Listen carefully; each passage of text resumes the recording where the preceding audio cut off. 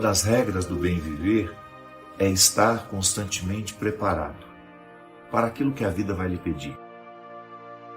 E eu sei que é muito fácil na vida a gente assumir uma postura de que nós seremos sempre carregados pelos outros. Eu acho que você convive com gente assim. Eu acho que você já passou pela experiência de ter que lidar com aquela pessoa que nunca faz a sua parte e sempre espera que nós façamos por ela. Já começou assim lá na escola. A gente tinha aquele grupo de trabalho onde 2 ou 3 se dedicavam muito e o restante só colocava o nome. Muitas vezes nós somos escravizados assim. Às vezes até para sermos queridos. Em muitos momentos isso acontecia. E nós podemos reconhecer. Em muitos momentos nós carregamos os nossos chupins porque a gente queria ter um pouco da amizade deles. Então fazer o trabalho por eles era uma forma da gente, uma ilusão, né? Quantas vezes na nossa vida nós precisamos conviver com quem não queria ter o trabalho do preparo, de alguma forma. E eu sei que religiosamente, muitas vezes nós somos educados para entender que nós precisamos fazer pelos outros o tempo todo. Sim, eu acho que a vida é sempre uma experiência de doação, mas chega um momento em que você descobre que você não pode doar aquilo que não lhe permitirá chegar ao melhor. Que eu não tenho como dividir. É meu. Eu me preparei para aquilo. Coisas que você não sabe, não pode, não deveria nunca dividir. Porque é o resultado do que você se empenhou. Eu sei que às vezes a cultura do preparo ela é para poucos. Eu nunca me assustei com números dos que competem, por exemplo. Você vai fazer um vestibular, quantas vezes eu escutava isso? São 15 mil candidatos para cada vaga. Não é verdade. 90% das pessoas não estão se preparando. 90% das pessoas se limitam a um exercício de mediocridade absurdo. Deslocamento com só 10% do óleo para chegar do outro lado. Só que na hora de fazer a prova, não adianta você querer dar o seu preparo para aquilo. É disso que nós estamos falando. É disso que Jesus falou naquela hora. Porque no primeiro momento pode dar a impressão de que Jesus está nos ensinando o dizê-lo. Algo que se coloca até contrário ao que ele nos ensinou. Que ele nos disse, não há prova maior do que dar a vida pelo próprio amigo. Bom, mas até na doação há um limite, porque é como você querer dar um remédio para um doente que já decidiu morrer. Há buscas que vão lhe colocar num estado de muita solidão, que você não tem como incluir o outro. É aquela velha história, o casamento ele só pode dar certo quando as duas partes lutam por ele. Não adianta a mulher levar a vida inteira a reserva do óleo do marido. Não adianta. Essa caminhada é pessoal. No amor entre duas pessoas dentro de uma casa, construindo uma família, a primeira coisa que se pede é isso. Equidade. Olha, somos diferentes. Vai ter momentos em que você vai estar mais fortalecido do que eu, mas nunca deixe de levar a sua reserva, tá? Não imponha sobre mim a responsabilidade de levar a reserva que lhe cabe levar. É disso que Jesus está falando. Cada um de nós precisa viver o seu preparo, porque nessa eternidade você não vai chegar acompanhado. É um funil que vai se estreitando, se estreitando, se estreitando, e ao final dele só passará você. Eu sei que às vezes nós temos uma mania terrível de gritar pela ajuda antes de termos nos ajudado. Quantas vezes? As pessoas, sobretudo no meu caso, né? Como padre, líder religioso que sou, por causa dessa construção cultural que nós muitas vezes somos também responsáveis por isso, que nós padres temos resposta para tudo, que nós temos solução para todos os problemas. Não temos. Eu não estou dando conta nem dos meus problemas. Quantas vezes eu quase naufraguei diante dos meus problemas? Eu não tenho essa postura pronta, nunca tive, não quero ter. Eu sou alguém que vive. Eu sou humano. Eu acredito em Deus, mas às vezes a minha fé em Deus não me segura, não é suficiente. Às vezes os meus recursos humanos são escassos. Por quê? Porque eu estou me projetando mal. Não estou levando óleo, não estou levando a reserva. Estou me dando mais do que eu posso me dar.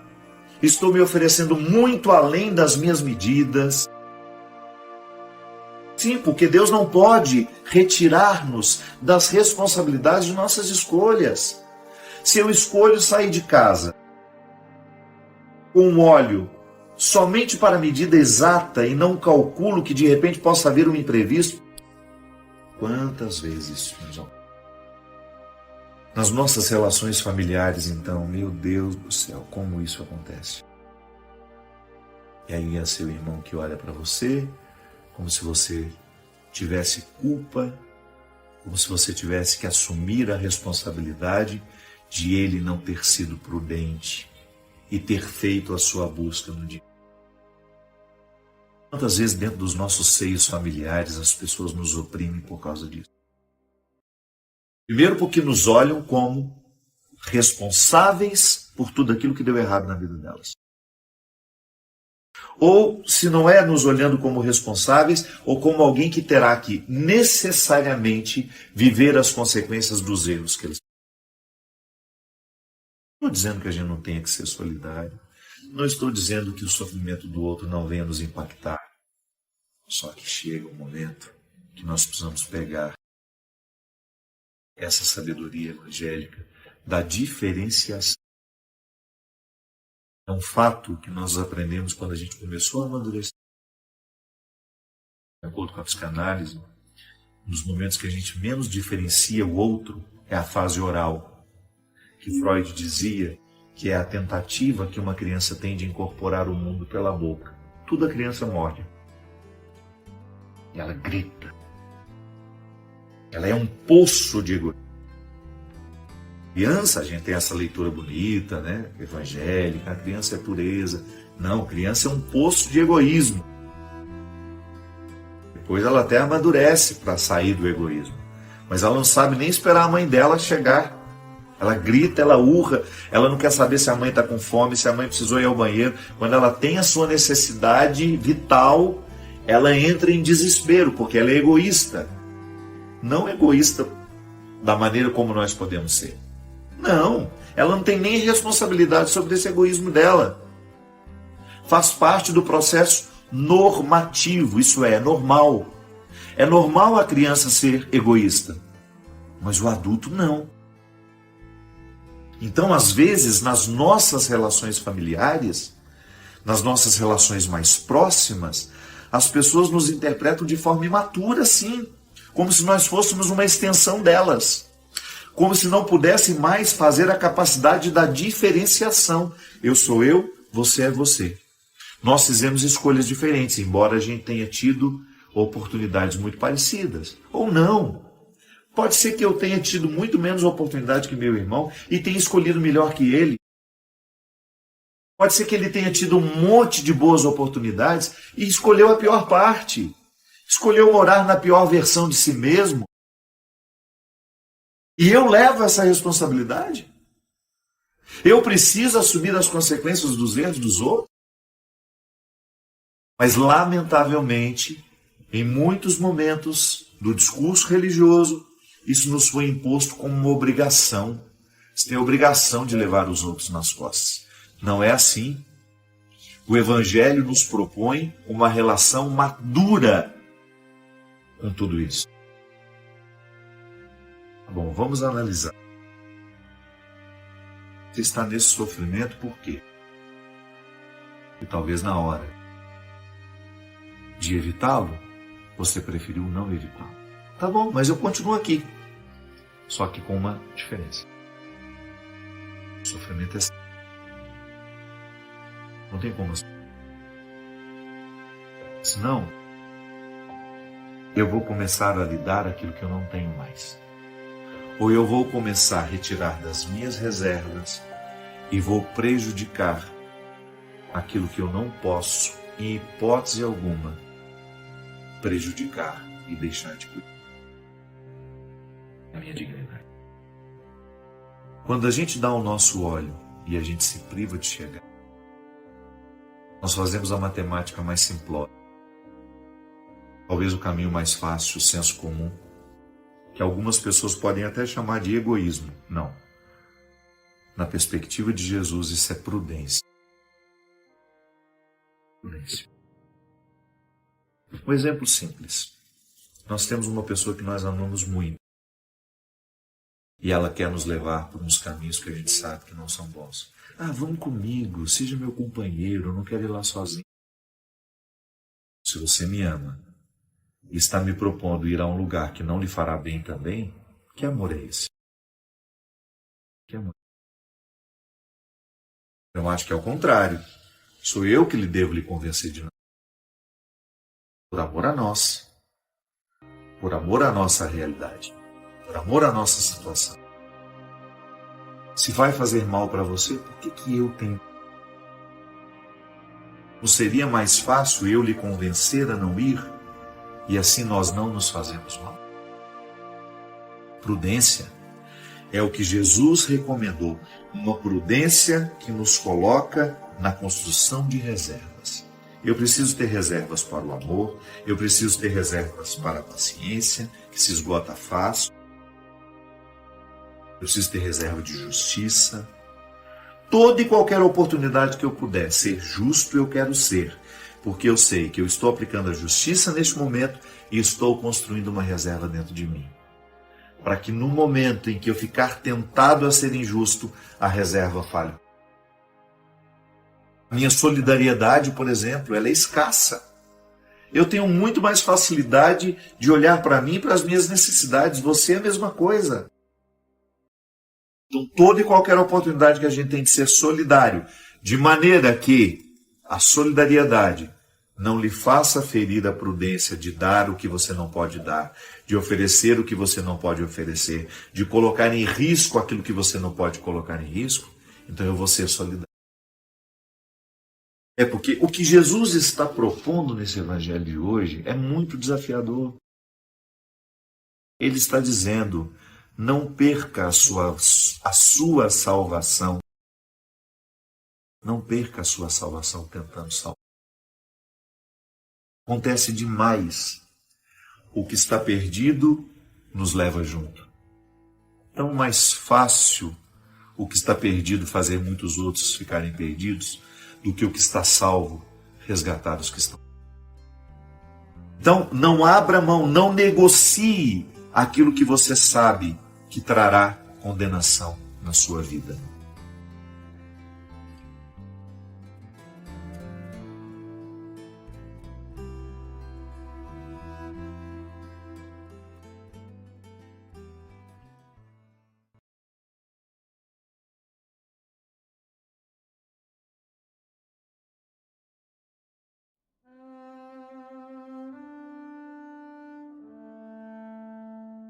Eu não sei, mas pode ser que você se sinta muito sozinha, sozinho com as suas questões.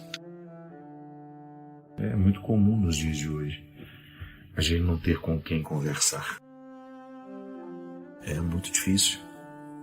Eu costumo dizer que a pior solidão que nós podemos enfrentar na vida não é a do corpo, não é a sensação de ter um corpo solitário, não.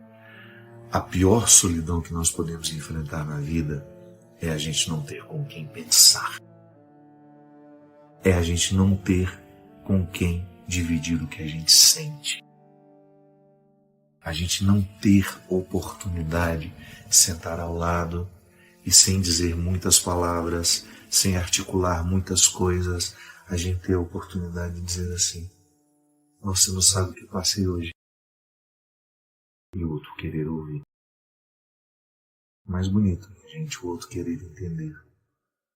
Vocês já me escutaram falar tantas vezes, eu gosto muito do significado da palavra entender. Entender, entrar um na tenda do outro. Então, se eu quero entender você, eu entro na sua tenda. Eu vejo a vida pelo seu foco, pelo seu ambiente. Se você quer me entender, você entra na tenda comigo. Você vai observar o mundo a partir do meu lugar. Isso é muito bom. Quando você se sente entendido, quando você não precisa ficar multiplicando as palavras para o outro ter acesso ao que você está sentindo, o que você está pensando. Então é muito salutar quando a gente constrói uma intimidade assim. Eu continuo o primeiro responsável pela minha felicidade, mas eu encontro pessoas que se dispõem a viver comigo essa busca e essa procura e esse entendimento, não é? Então, quando eu me sinto solitário, qual é a pior solidão que me atormenta? É às vezes não ter com quem pensar. É a solidão do pensamento. É a solidão, talvez a pior. Quando você se casou com um homem, com uma mulher, se você dorme na mesma cama a vida inteira e você sente que não dá nem para pensar alto, que seu mundo não interessa ao outro, o mundo do outro não lhe interessa, seus sentimentos não interessam a ninguém. Aquela casa cheia de gente e você tão solitário com a sua dor, e você tão sozinho com as suas mágoas, com os seus sentimentos, e ninguém ali disposto de alguma forma aproximar. Tá bom. Quando nos falta isso, criemos os caminhos para que a gente tenha condições de chegar pelo menos a um pequeno entendimento que nos faça suportar o momento. Por isso que eu estou dizendo, pode ser que você experimente a pior de todas as solidões. Você não ter a oportunidade de ter alguém que escute, que se interesse por você. Eu sei que é difícil. Eu sei que é muito difícil. Por isso que eu tenho criado toda e qualquer oportunidade para a gente poder conversar. Que para mim também faz bem, sabe? Eu nunca me esqueço. Então, estar aqui com vocês, de alguma forma conversar, participar nesse espaço que vocês me permitem, é um prazer inenarrável. Porque eu também fico abastecido quando converso com vocês. Quando eu tenho a oportunidade de dividir a minha vida com vocês. E eu, do fundo do meu coração, a mim, desde muito menino, todas as dores do mundo me tocam. Muito, muito, muito facilmente. Eu vivo tudo aquilo, muito à flor da pele. Eu não sou um cara que guarda para sentir depois, não. A vida me impacta o tempo todo. E as dores das pessoas, as dores das pessoas, elas são minhas também, por vocação mesmo. É impossível a gente ser padre e ficar indiferente ao que as pessoas sofrem. Então, como padre, eu sei do meu papel.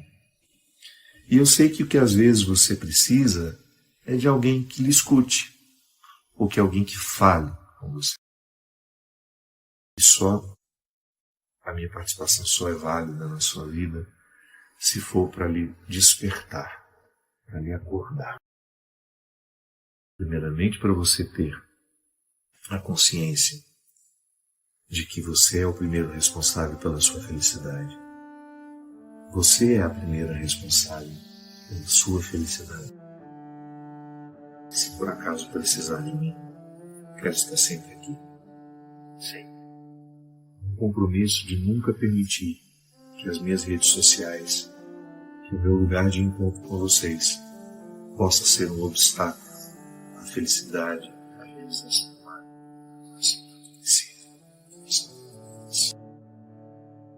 Jesus. gente deu exemplo, algumas pessoas buscam escape na droga, na violência, na prostituição socializada, buscam escape no álcool.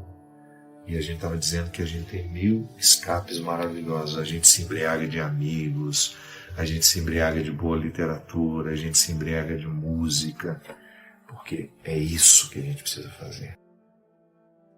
Tantas coisas maravilhosas aqui à nossa disposição, tantos artistas maravilhosos que criaram obras espetaculares, únicas, para nos fazer sair de nós e não ficar alienados, né? Que às vezes a gente tem a impressão de que o sair de nós é para ficar lá eternamente. Não, é igual a subida ao Monte Tabor, que os discípulos tiveram a tentação de dizer: Senhor, vamos armar para nós aqui algumas tendas. Nós armamos algumas na intenção dos nossos profetas, dos nossos ancestrais, e a gente fica aqui o resto da vida, a gente nunca mais desce para a planície. E Jesus disse: não.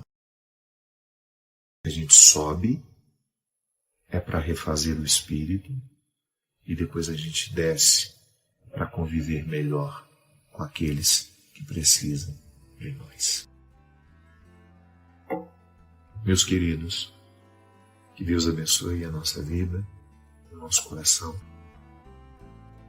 Se você acha que esse conteúdo foi importante para você e pode ser para alguém, e você recomenda. Que Deus abençoe muito vocês. Que nunca lhes falte esse primeiro movimento que lhe faz ser o primeiro responsável pela sua felicidade, mas também que nunca lhe falte a bonita oportunidade de você partilhar isso e receber e de oferecer também caminhos para que os outros sejam felizes também da forma que você deseja.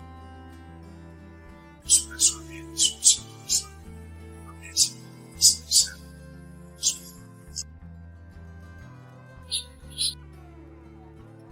Achei interessante uma pessoa aqui está dizendo assim: Padre Fábio, o amor é uma imposição, um dever ou é uma virtude? O que você acha, Cristian? Perguntinha boa, né? O amor é um dever, uma imposição ou é uma virtude? O que essa cara está querendo dizer aqui? Justamente, né? Se fosse fácil, Cristian está dizendo, não seria um mandamento. É interessante que o amor, ele condensa as duas possibilidades. Feliz daquele que conseguiu amar, porque houve a empatia natural, né? O que é o amor? É o processo do querer bem. A gente fala tanto de amor que a gente corre o risco de deixar de compreender o verdadeiro significado do amor. Amar é querer bem.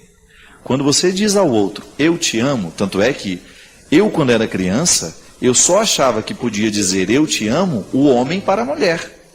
Não é assim? A gente não tinha isso no passado? Era uma expressão típica de quem estava apaixonado. De um amor que erótico, poderia dizer, né? Ou apaixonado. Eu me lembro que a primeira vez que a gente começou a ouvir isso, pai dizer para o filho, o amigo dizer para o outro, Nossa Senhora, a gente tinha medo dessa expressão. Dizer eu te amo, quando eu tenho a coragem de dizer isso, significa que eu lhe quero bem. Querer o bem pode ser um dom, mas é também uma imposição. A partir do momento que eu vivo a dinâmica do cristianismo dentro de mim, eu tenho, por obrigação, querer bem a todos. Gente, aí vem uma distinção muito sutil, que pode ser perigosa, se a gente não compreende bem. Querer bem é você estar sempre favorável à felicidade do outro. Eu não vou fazer absolutamente nada para prejudicar a sua felicidade. Eu não vou fazer absolutamente nada para atrapalhar a sua vida, e eu estarei sempre comprometido com o seu bem. Eu não serei violento com você, não é? Todas as formas de violência. Eu não serei agressivo com você com as minhas palavras, eu não serei deseducado. Lisura, essa é uma palavra que a gente precisa retomar. Nós somos muito deseducados com o outro. Às vezes, nós nos sentimos no direito de dizer ao outro tudo. Quando na verdade eu não tenho o direito de dizer tudo ao outro se eu não tenho intimidade com ele. Às vezes nós ultrapassamos demais os territórios dos outros e às vezes a gente diz mais do que deveria dizer. Às vezes nós somos invasivos, nós perguntamos mais do que deveríamos perguntar. Outro dia mesmo vivi uma situação lá em Belo Horizonte, uma grande amiga minha de repente contou uma história que ela estava tão irritada, porque alguém foi invasivo com ela, fez uma pergunta que não fazia parte do contexto daquela intimidade. Não tinha intimidade para a pergunta, para interferir tanto na vida. E ela estava chateada, irritada, e com razão.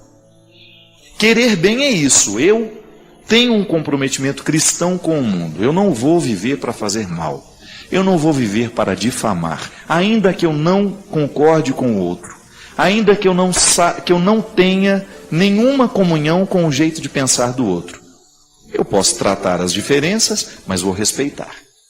Não preciso ficar atacando, não preciso ser grosseiro, não preciso usar palavras que vão menosprezar, que vão humilhar. Não há necessidade disso. Eu posso não concordar com o outro, mas eu vou ter a lisura de não concordar com elegância. Isso faz parte da vida. É berço. A gente aprende, ou então a gente depois vai correr atrás para ter. A gente falar menos, né? A gente não ser tão repetitivo, a gente não ser tão espalhafatoso nas nossas comunicações. Você ter aquele limite de você saber até que ponto você pode dar palpite na vida do outro. Mas você quer bem. Mas não significa que você tem que estabelecer vínculos de proximidade, porque você vai ter o seu grupo de amizade, você vai ter o seu grupo de proximidade. Isso é direito seu. E só vai fazer parte da sua intimidade, só vai entrar na sua casa, só vai fazer parte do seu mundo aqueles com quem você estabeleceu um vínculo de confiança, de segurança, não é assim? De fidelidade. Ninguém fica amigo da noite para o dia. É construção, amizade é construção. Agora, o amor, ele será sempre uma regra para todo e qualquer relacionamento que quer ser cristão. Eu perdi aqui a pessoa que falou, era não sei o que, o sobrenome Faria. E eu lembro que ela estava dizendo assim, padre, como é que eu posso... Ela, pelo jeito, estava vivendo um conflito, que o Twitter é muito complicado, né? Às vezes a pessoa quer conselhos aqui. Não, é muito mais interessante isso, propor uma reflexão. Porque em 140 caracteres, a gente não tem como tratar questões, às vezes, tão sérias que as pessoas apresentam aqui, e mesmo porque Twitter não é MSN, né? Para a gente ficar... É muita gente falando ao mesmo tempo. Então é um lugar que a gente pode até propor uma outra reflexão, mas é um lugar muito restrito de comunicação, senão essa comunicação mais leve que a gente faz no dia a dia, que eu acho absolutamente saudável, de aproximação. A gente se sente mais próximo das pessoas. Mas ela estava dizendo muito num contexto assim, padre, eu estou com dificuldade de retribuir amor a alguém que me trata muito bem. Aí ela perguntava, amor é virtude ou é uma imposição? Eu diria que será sempre uma imposição e, vez em quando, vai ser em nós uma experiência maravilhosa de gratuidade, de virtude, que nos realiza muito e que são situações que você vai encontrar pela vida e que você vai saber diferenciar quando é uma imposição, eu preciso amar porque eu preciso respeitar, eu não vou denegrir, eu não vou sujar o seu território, porque eu tenho respeito por você, eu cuido bem de quem é você, mas ao mesmo tempo também vivo na minha experiência essa possibilidade de ter sempre alguém que vai fazer parte da minha vida de uma maneira diferente.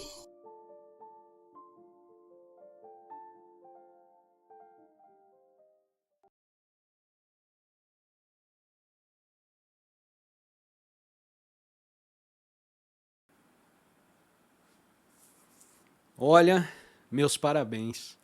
Você escutou esse vídeo até o fim. E, sinceramente, não é todo mundo que faz isso. Isso mostra que você está buscando mais do que apenas distração. Curta, comente de onde você nos acompanha, dá uma olhadinha nos outros vídeos e links aí da descrição. E pode ter certeza que tem muito mais por vir. Valeu? Um grande abraço a todos e até o próximo vídeo. Tchau, tchau.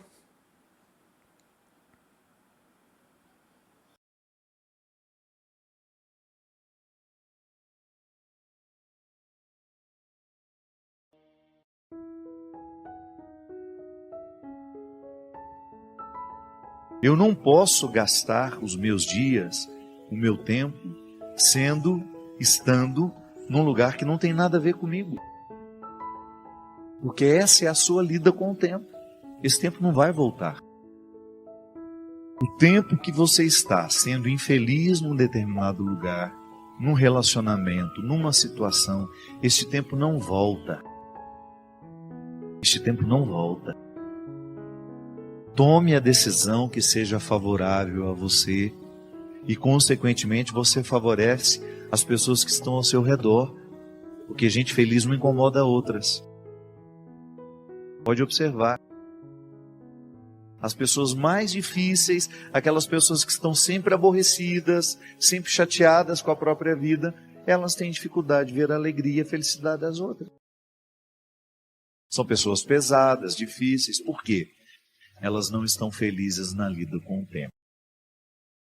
A sabedoria na lida com o tempo é fundamental para que nós tenhamos a satisfação de você perceber que você está no lugar certo, fazendo a coisa certa. Nada pode ser superior a essa alegria, minha gente. Deus nos acorda para isso o tempo todo. Para que nós sejamos as pessoas certas, nos lugares certos. E vale a pena a gente refletir sobre isso. Todos os dias antes de dormir, hoje eu fui quem eu poderia ter sido. Hoje eu fiz o que de fato me cabia fazer. Eu fui honesto comigo. Eu busquei a melhor parte. Eu fui honesto em querer, em lutar, em trabalhar, em vencer as dificuldades para ter condições de assumir o meu lugar.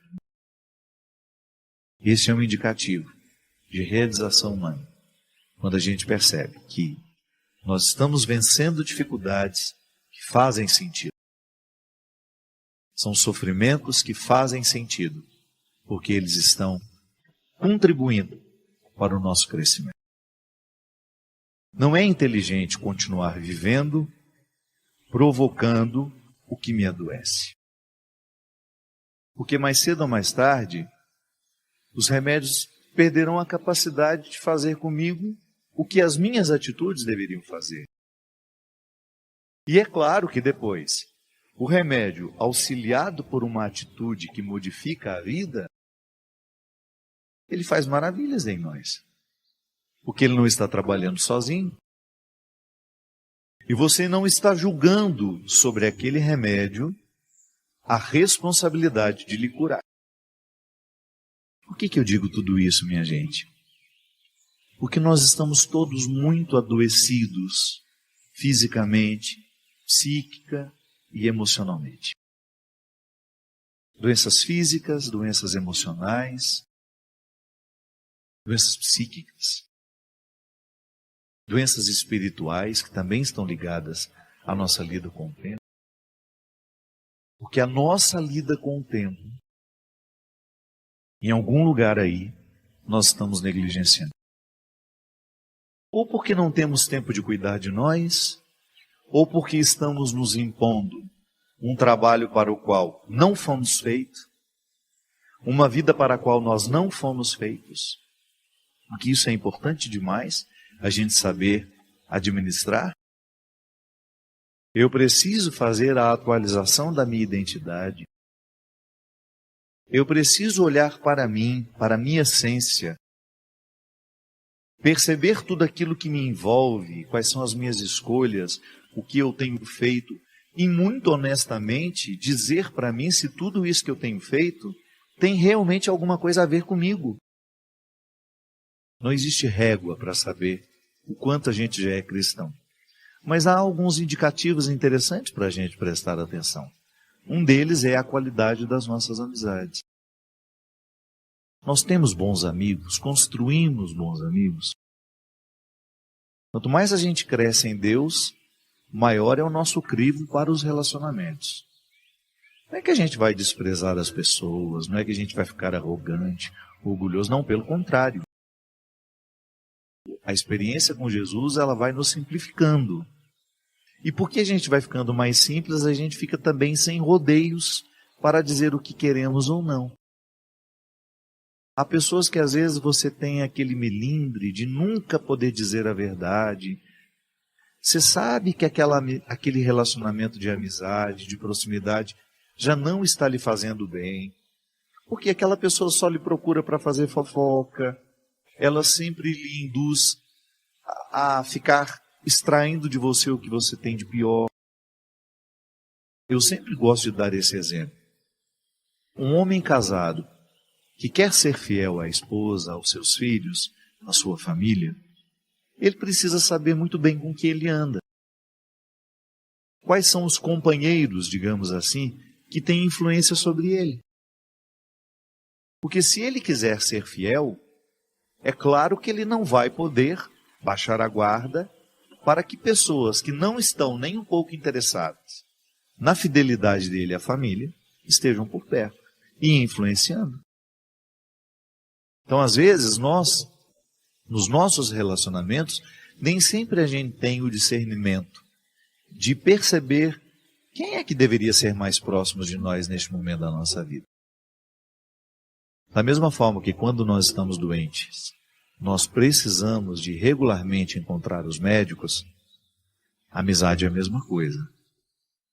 Quando nós estamos fragilizados, nós temos muita necessidade de termos pessoas de confiança ao nosso lado. E a confiança é fruto do tempo, né, minha gente? Não adianta a gente querer confiar da noite para o dia. É por isso que a gente precisa ter muito cuidado com os novos que chegaram. Não é que a gente vai fechar as portas para novas amizades. Não é isso. Mas é você ficar atento se estes que acabaram de chegar já são dignos de você confiar a sua vida. Padre Fábio, o medo às vezes é falta de fé. A gente precisa distinguir bem, né? Porque há medos que são positivos, né? O medo é uma reação nossa, é uma reação humana. E não é só nossa, né? Os bichos também têm medo. Que está diretamente associado à proteção. Quando eu sinto que a minha vida está sendo atentada, eu tenho medo. Então eu me resguardo. Não é assim? Se você está exposto a uma situação de risco, a gente precisa ter medo. É natural que a gente tenha medo. É bom que a gente tenha medo. O que a gente não pode é fazer com que o medo que ele seja determinante demais e que a gente pare de viver por causa dele. Todo mundo tem medo.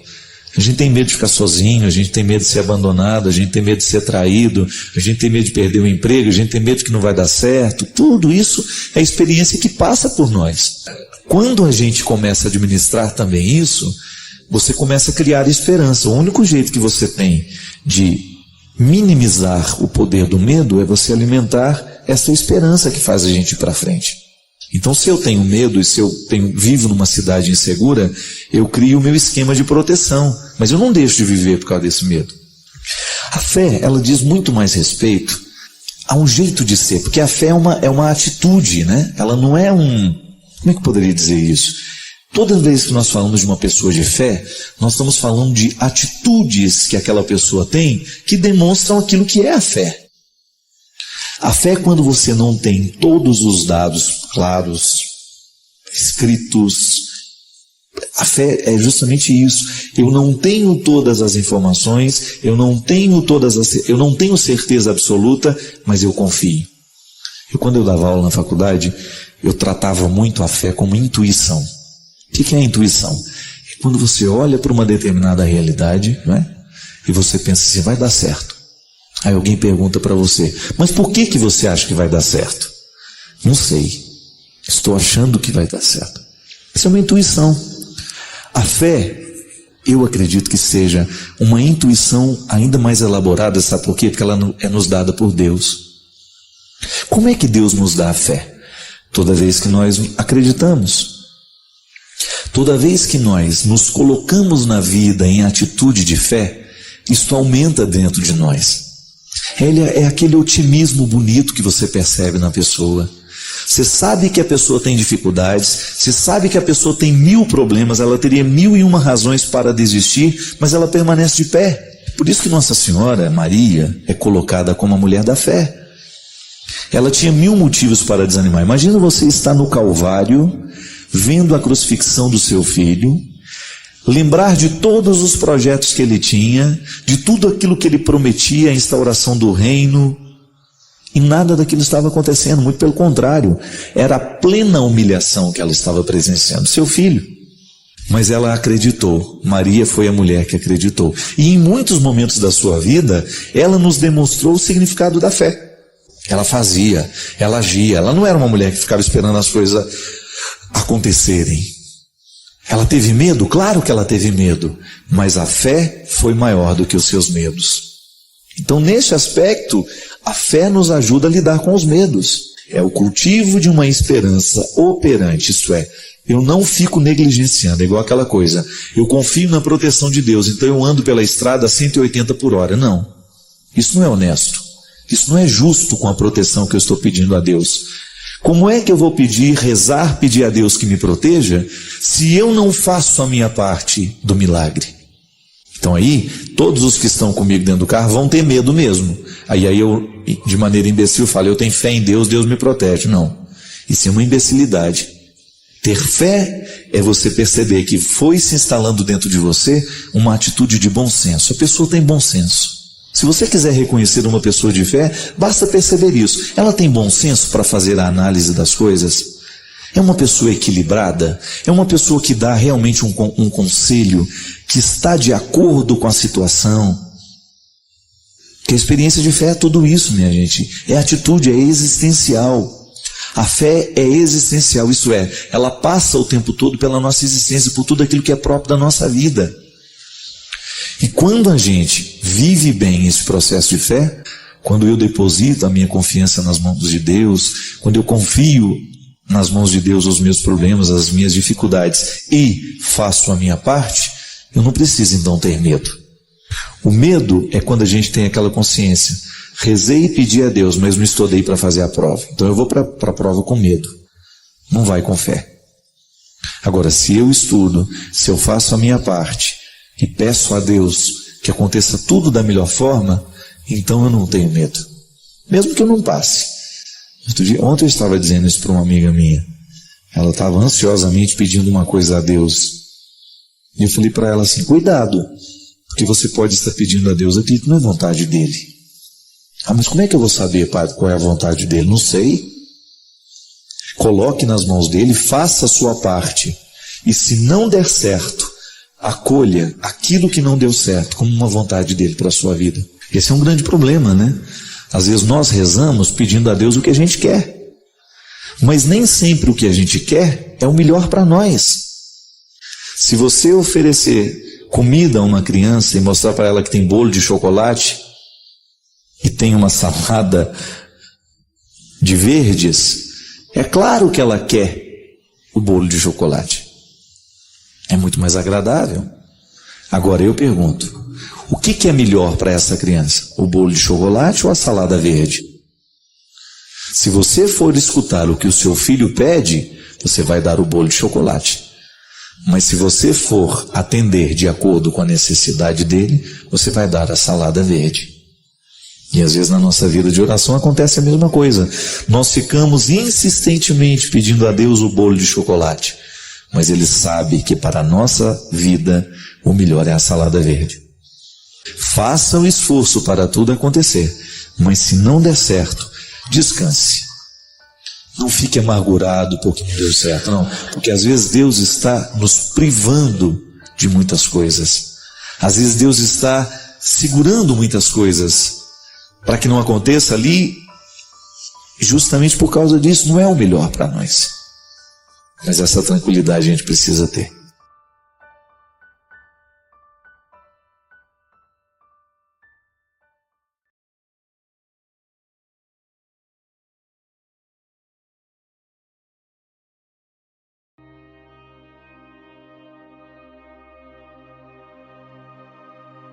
A gente sente na pele, a gente sabe, pela própria experiência, o quanto é bom na vida a gente fazer a experiência da libertação. É muito triste a gente ser condenado. Você sabe muito bem, porque você já deve ter experimentado alguma espécie de condenação na sua vida. A condenação, ela nos aperta o coração, ela aprisiona o sentido da vida. A gente perde a graça. Pode observar. O condenado, ele fica sem graça. Ele perde as esperanças muitas vezes. A condenação tem o poder de fazer ficar miudinha a esperança dentro de nós. A condenação tem o poder de aprisionar os nossos sonhos, de aprisionar as nossas expectativas, e nos reduz muitas vezes. O ser humano que está condenado, ele está reduzido. Se a liberdade nos abre as portas para as possibilidades, a condenação nos fecha. É como estar preso. Aquele que está preso, ele está reduzido nas suas possibilidades.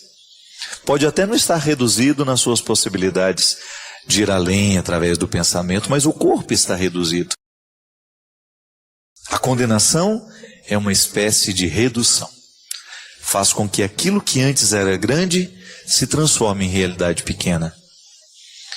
Mas a gente também sabe que, quando nós passamos por uma experiência de condenação, há sempre a possibilidade da redenção. O que é a redenção? Alguém que está numa situação desfavorável é retirado dela. O Redentor é aquele que vem resgatar o condenado, que vem emprestar um novo tempo àquele que antes só vivia de tempos velhos. O Redentor é aquele que possui a chave, que pode abrir as prisões, que cercam, que cerceiam, que impedem, que reduzem. E às vezes, minha gente, o Redentor vem portando a palavra. Eu tenho experimentado na minha vida isso. Como é bom a gente fazer a experiência de redenção através de uma palavra que nos liberta. De repente a gente se sente ali aprisionado pelos problemas da vida, pelas dificuldades que são próprias de todo mundo. E de repente alguém diz alguma coisa que exerce o poder de nos libertar, de nos resgatar, de nos fazer sair da condição de desfavorável e respirar com um pouco mais de ar, com um pouco mais de volume de ar, digamos assim. O Redentor é aquele que vem ajudar o que está condenado a se redimir, a abandonar o processo da escravidão. O Redentor é aquele que empresta um sentido novo àquele que está se alimentando de coisas antigas. A redenção pode nos vir através de um gesto, através de um olhar. É interessante como um olhar pode ser redentor, salvífico. Você já deve ter experimentado isso. De repente você chega num lugar que você não conhece ninguém, você fica meio perdido e de repente você é encontrado por um olhar que lhe conhece. E ele lhe sorri através dos olhos. Existem olhares que sorriem, não é verdade? E você sente que aquela pessoa lhe salva do anonimato, lhe salva daquele momento de desconforto. É muito ruim você estar num lugar onde as pessoas se conhecem e você não conhece ninguém. E de repente um olhar é salvífico. Ele lhe encontra e lhe traz para o meio. Ele lhe resgata. Ele lhe coloca no centro. O olhar redentor, a palavra redentora, o gesto redentor.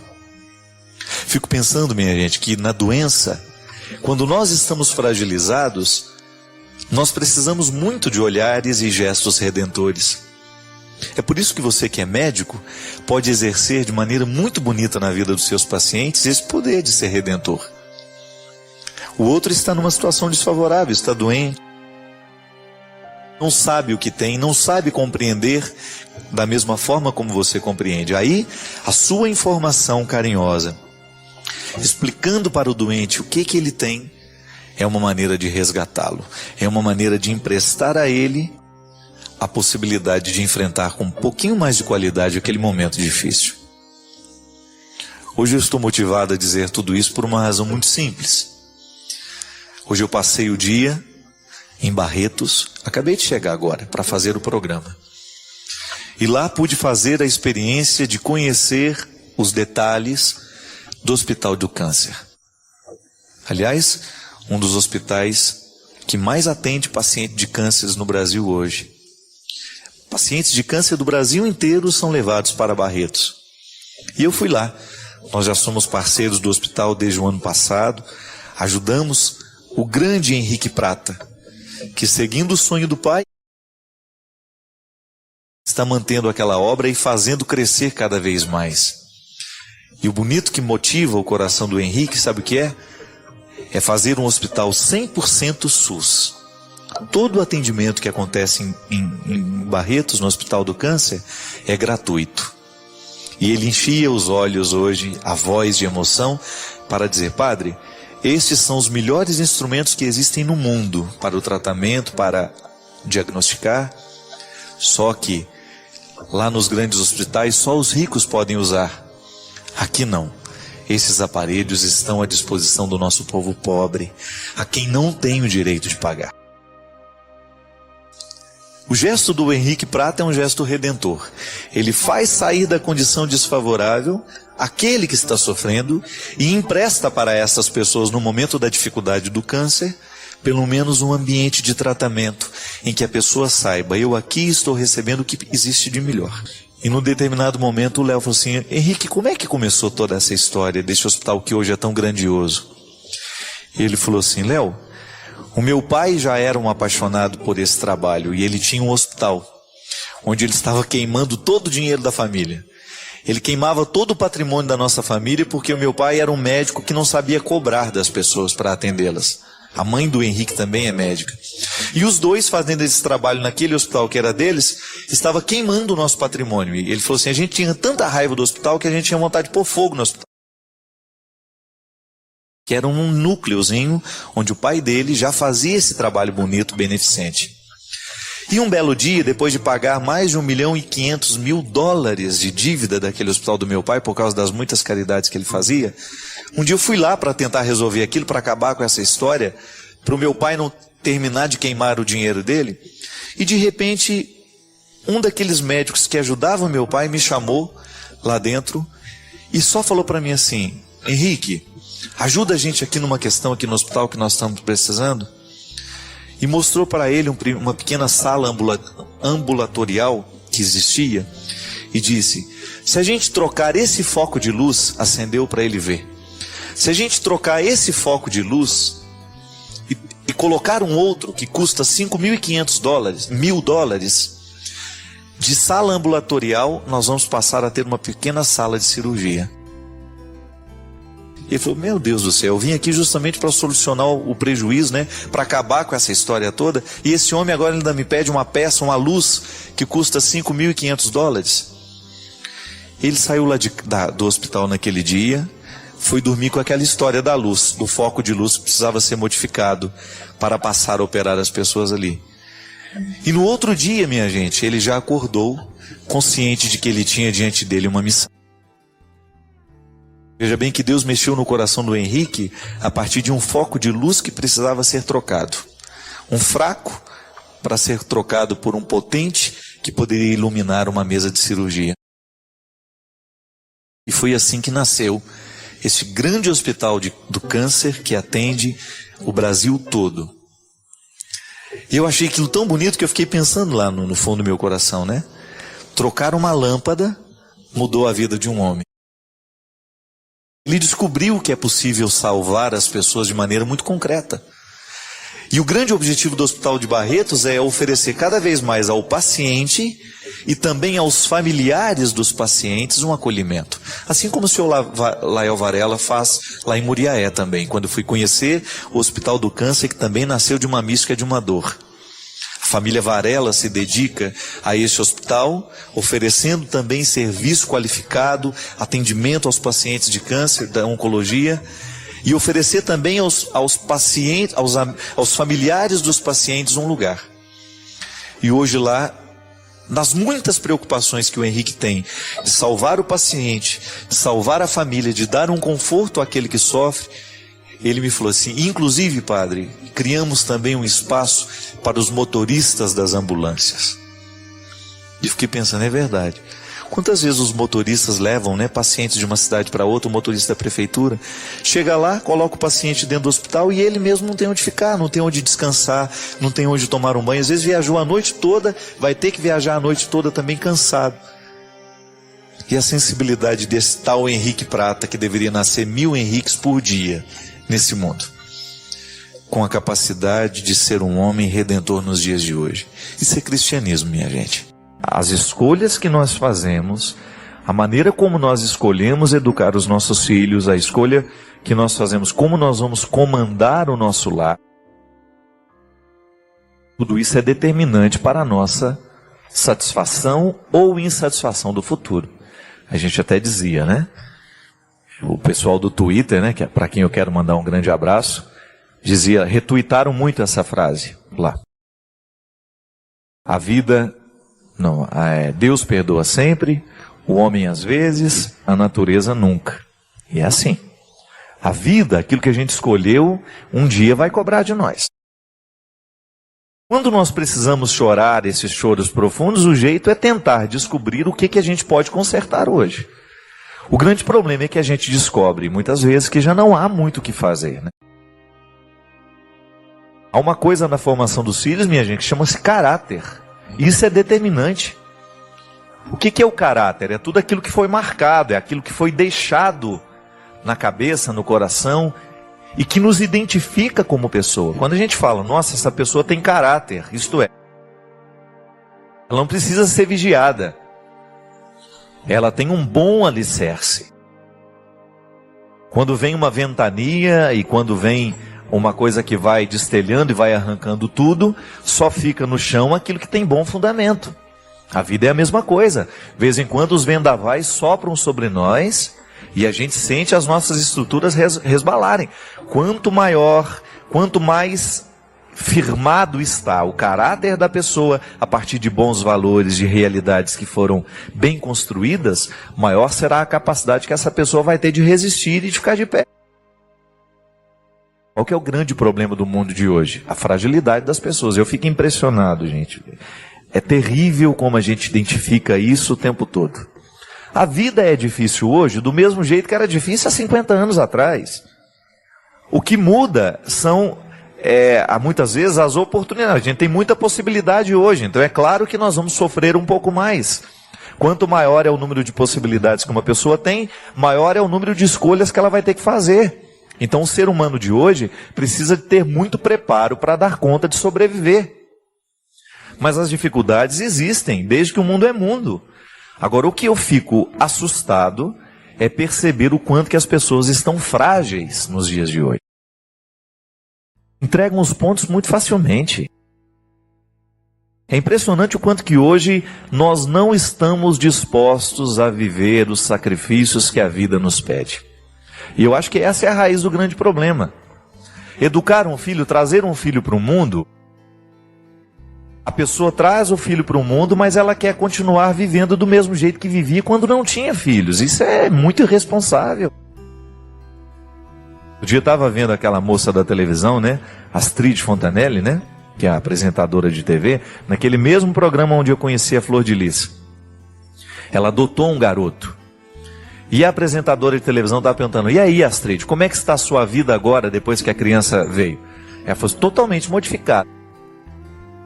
Só com essa frase, você já sabe que a Astrid está no caminho certo. Filho que não modifica totalmente a vida da mãe e do pai, não está sendo bem administrado. Aí a apresentadora falou, mas como assim? O que mudou? Ela falou assim, eu não saio mais como saía no passado. Esse garoto precisa ser olhado o tempo todo. Eu não confio isso somente às babás. Eu faço questão de ficar com ele o tempo maior que eu puder.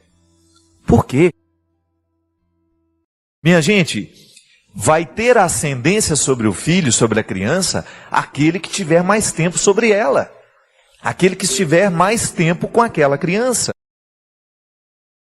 Então veja bem, por mais que você confie nos cuidados físicos da babá, você sabe que a babá não vai deixar morrer asfixiado, você sabe que a babá vai dar a comida na hora certa, você sabe que a babá vai dar o banho na hora certa, vai colocar para dormir na hora certa.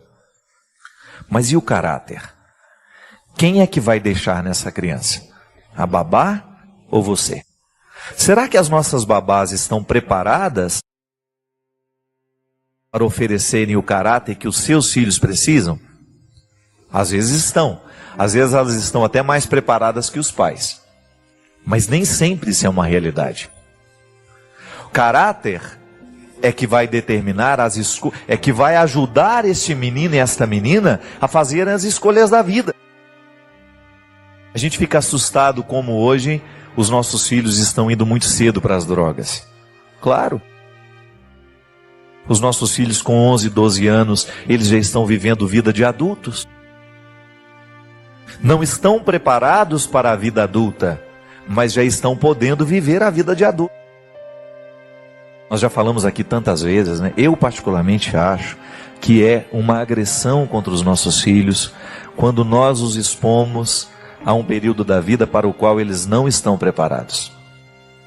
Criança tem que ser criança. Adolescente é adolescente. Não pode viver, não pode antecipar no tempo aquilo para o qual eles não estão preparados. Isso é crime. É por isso que colocou o filho no mundo, comece agora a administrar esta permanência dele no mundo. Porque se esse filho não der certo depois, nós não vamos ter como olhar para uma outra pessoa. Quem é a grande responsável? Quem é o primeiro responsável pela educação dos filhos? É pai e mãe. É claro que você vai ter uma série de colaboradores. A escola onde ele vai estudar, a creche onde ele vai ficar, os amigos que vão rodear, mas tudo isso também você que administra. Se você não tem aquele trabalho todo dia de saber o que foi que aconteceu na escola, como é que ele está de vez em quando fazer uma visita lá, perguntar ao professor, como é o comportamento do meu filho aqui dentro, porque nem sempre o filho que você tem dentro de casa é o filho que a professora tem lá. Às vezes existe uma diferença muito grande. Será que o lar está se estendendo para a escola? Será que a escola está estendendo para o lar? Nem sempre. Às vezes nós temos diferença. Então é preciso que aquele que colocou no mundo administre tudo isso. Porque senão vai chorar depois. Ah, nós vamos ter que colocar limite para esse filho. Coloque. É melhor colocar agora do que lamentar não ter colocado depois. Aí o filho fica frágil demais, aos 18, aos 20 anos.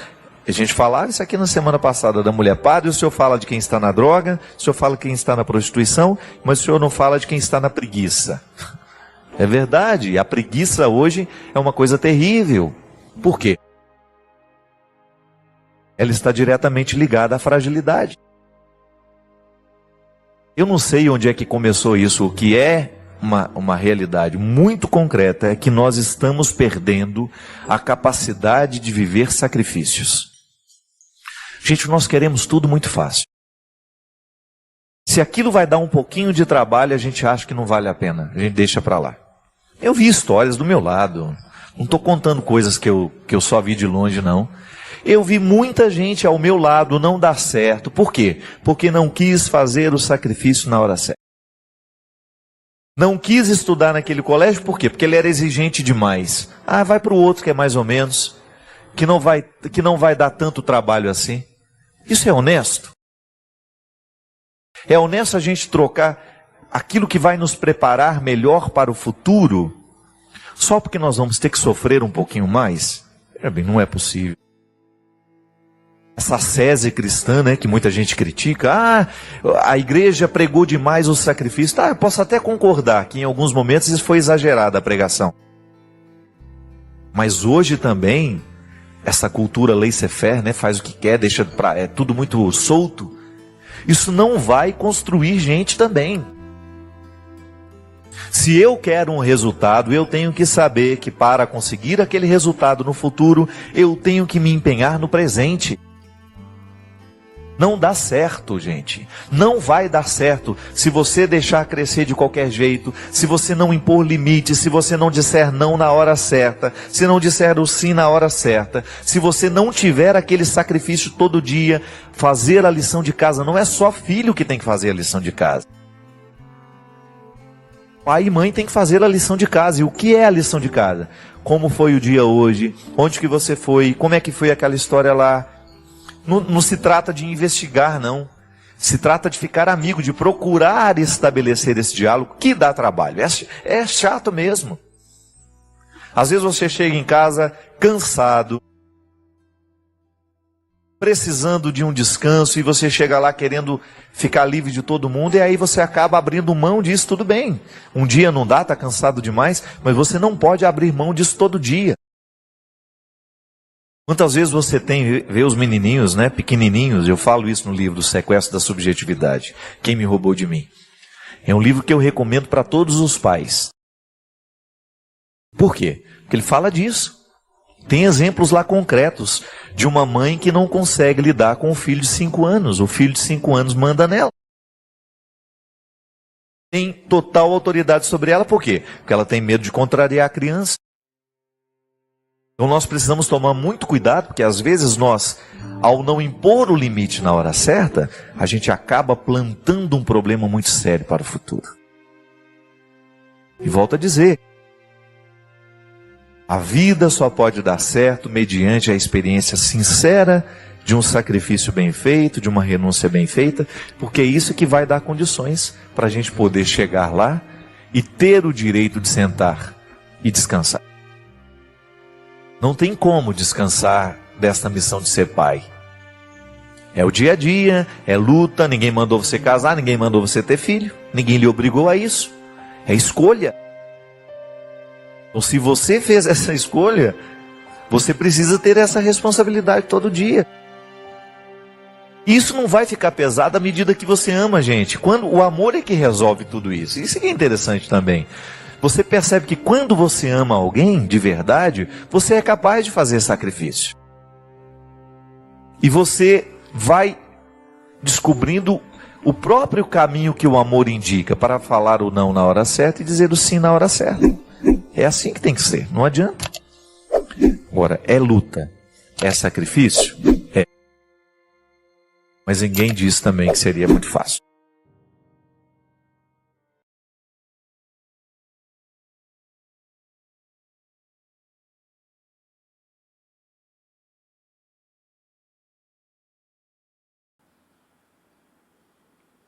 Se você chegou até aqui, é porque isso falou com você em algum nível. Comenta de onde você está ouvindo. Inscreva-se no canal, dá uma olhadinha nos links da descrição para ter mais reflexões. Porque, meu amigo, minha amiga, poucos fazem esse caminho até o fim. Valeu?